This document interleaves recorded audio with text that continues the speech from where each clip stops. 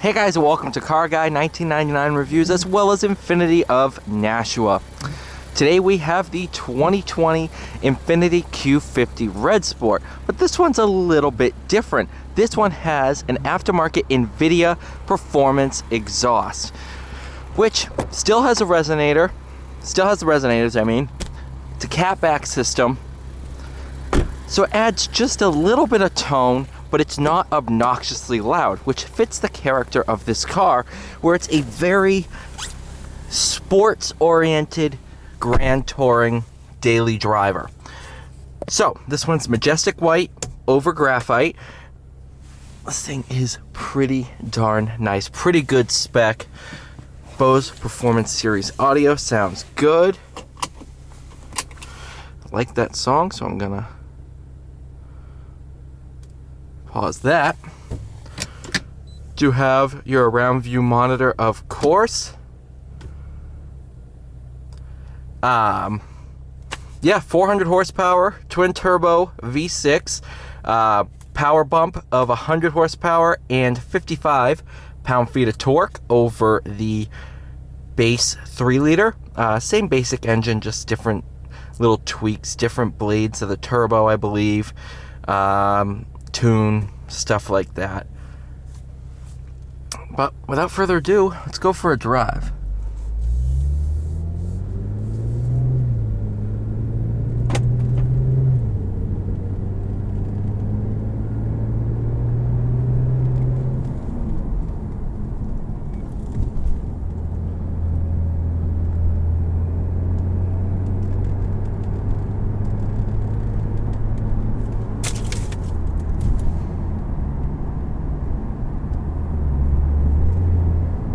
I do miss that we don't use these paddle shifters anymore. I miss those. The paddle shifters that we now use for 23, they're good, but they don't have the feel of these. I believe someone said they're magnesium or something like that.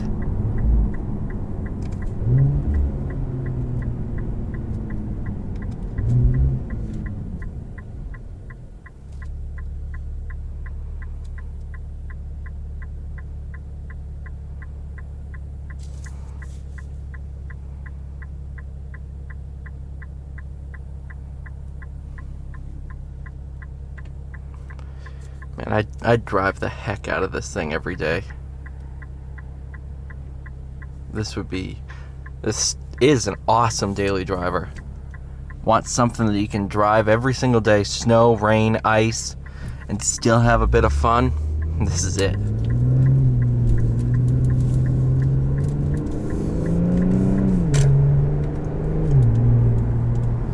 See what I mean about the exhaust? It's not miles different.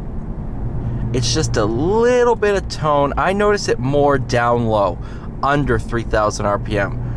And I'm like, ooh, okay, that sounds good. Whereas when you get on it, it's not screamingly loud. The Lexus RC300 I did a review on, that was an INVIDIA exhaust as well, and that one was miles louder.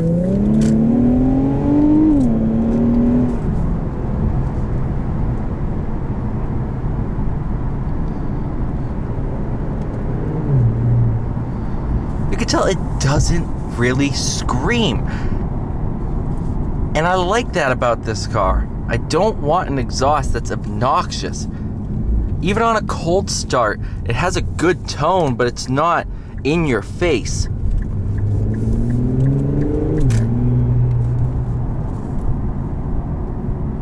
These cars definitely get a bad reputation because of the use of direct adaptive steer.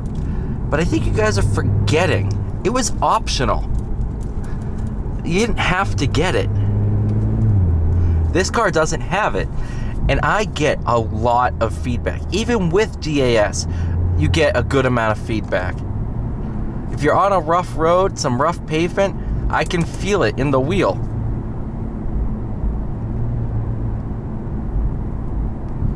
Again, I haven't taken these on a track or anything like that, so I don't know what they do at the limit.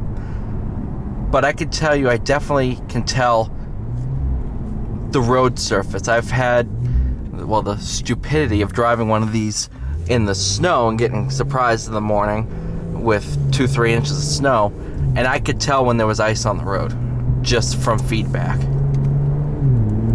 That was a Q60 versus this, but everything underneath is the exact same.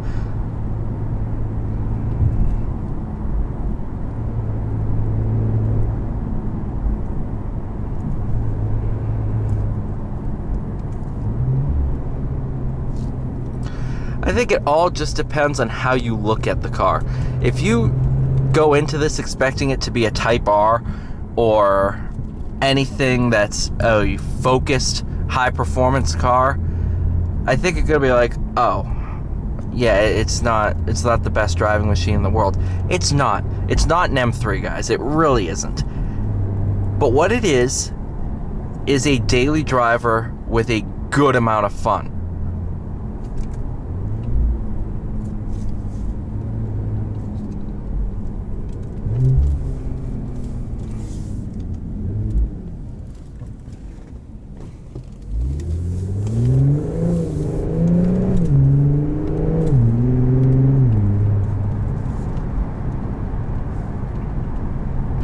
And as I've said to many people, this is a 4-door GTR. I mean, the Eau Rouge would have been the 4-door GTR. But think of this as like a baby GTR. 4-door GTR. You're basically right on track. The non-Nismo versions of the GTR, they're big, they're heavy, they're not the best things on track, even though they're pretty darn impressive, and they've definitely improved over the years. But if you take an 09 GTR and you take one of these, I think you'll see a lot more similarities in their driving style than you would expect. So, I mean, you compare it to a Nismo, obviously the Nismo GTR is going to walk all over this thing. But if you take a step back and realize you can get one of these, you know, brand new, they're under 70. I think they're low 60s.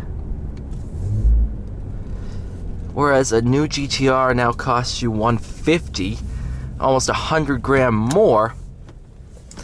I think you start to realize the bargain that these cars really are and the tuning potential they have, especially now that the new Z uses this powertrain.